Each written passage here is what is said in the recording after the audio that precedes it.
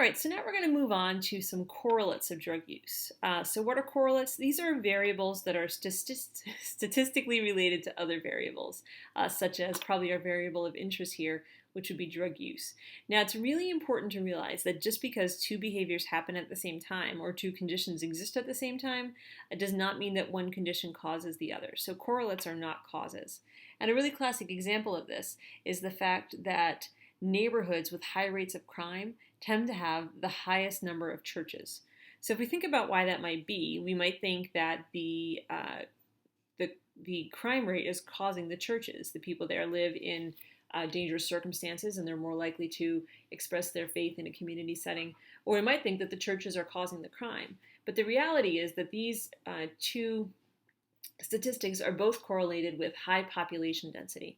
So the more people you have living in an area, the more churches you have. The more people you have living in an area, the more crime you have. And even though high church density and high crime rates are correlated, one does not actually cause the other. So when we talk about a correlate, we're not talking about one thing that causes another or one variable that's in a relationship of causation. We're just talking about things that co-occur. So when we talk about risk factors for adolescent drug use or correlates of drug use in teenagers, two of our most important risk factors are having friends who use drugs and then also engaging in antisocial activities. So we'll talk a little bit more about that later on. We also have protective factors though, so correlates of not using drugs. And these include perceptions of strong sanctions against use, so that social norm in your community, it's not that your friends use drugs, but the perception that there's a strong sanction against that use, that it's really frowned upon and discouraged. And then also being able to rely on your parents as a social support. Both of those are considered protective factors, and they're correlated with not using drugs in adolescence.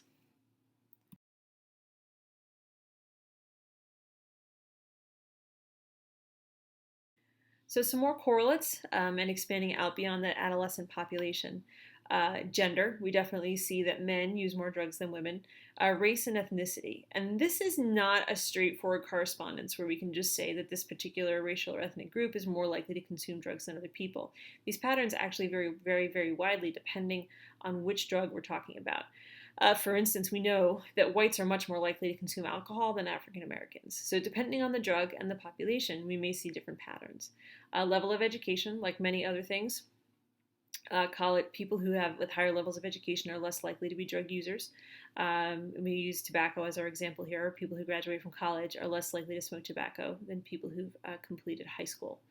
We also have personality variables such as impulsivity, and then also genetics. We know that genetics has a role to play in who is going to develop a dependency on a particular substance.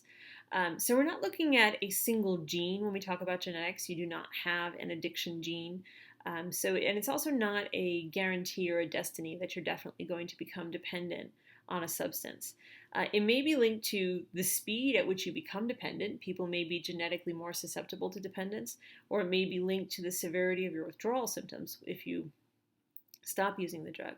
If we look at studies of identical twins, and these are interesting because these people have the exact same genetic material, we've been able to determine that about half of your risk for drug dependence is actually dependent. So not 100%, but about 50%. So it can make you more disposed, but it's definitely not a guarantee.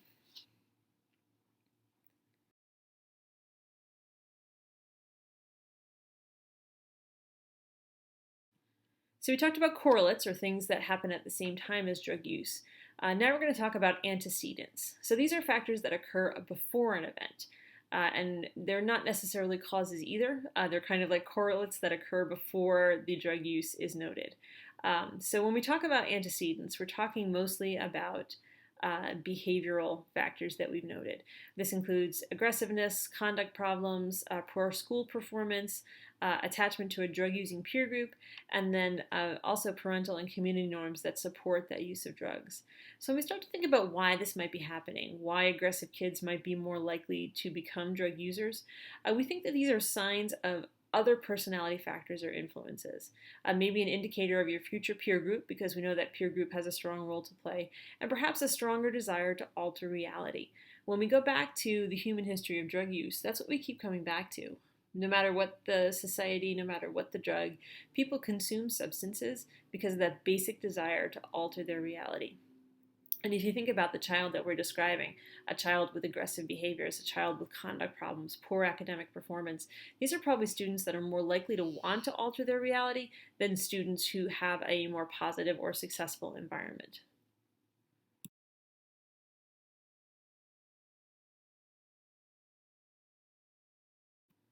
So a couple of other terms that you may have heard related to drug use include gateway substances. So this came into popular use, and the perception is that a gateway drug is one of the first drugs that a typical drug user will encounter. And alcohol and tobacco are usually the ones that are considered most likely here. We don't really see a strong statistical relationship between the use of alcohol or tobacco and progression to other kinds or more dangerous kinds of drugs. And if we think about what that really means, what that gateway substance use might be representative of, it may be a stronger desire to alter reality, or maybe an early indicator of that basic pattern of behavior that departs from social norms. And it results from some of those risk factors and the absence of the protective factors that we talked about earlier. So we don't really have data to support that idea of gateway drug use, that children who start, or teenagers who start using alcohol and tobacco are likely to become users of more dangerous drugs later in life. So that whole concept of gateway drugs is not necessarily something that's supported by the science.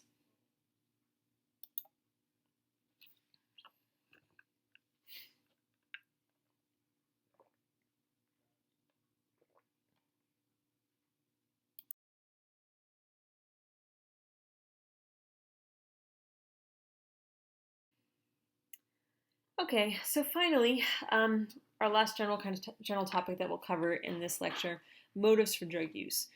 Why are people consuming these substances to alter reality? And we've identified several influences in the when we've investigated motives for drug use. Definitely identification with some kind of deviant subculture. We talk about deviance, that's a departure from social norms.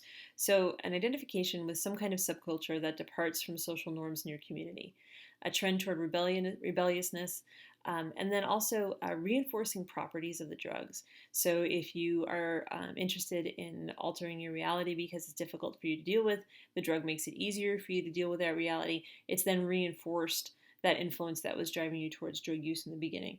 And then finally, that human desire to experience an altered state that has existed throughout human history. One of the reasons why drug use is not new and has actually been recorded for as long as people have been recording their history, that desire to alter reality. So when we start to think about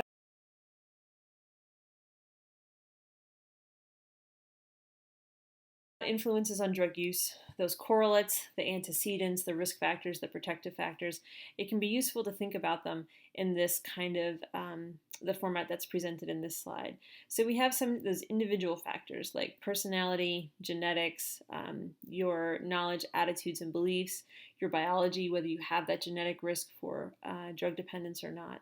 We've got individual factors, but we also have community and family factors. How does your community perceive drug use? Is it considered deviant in your family group, in your school group, in your church group?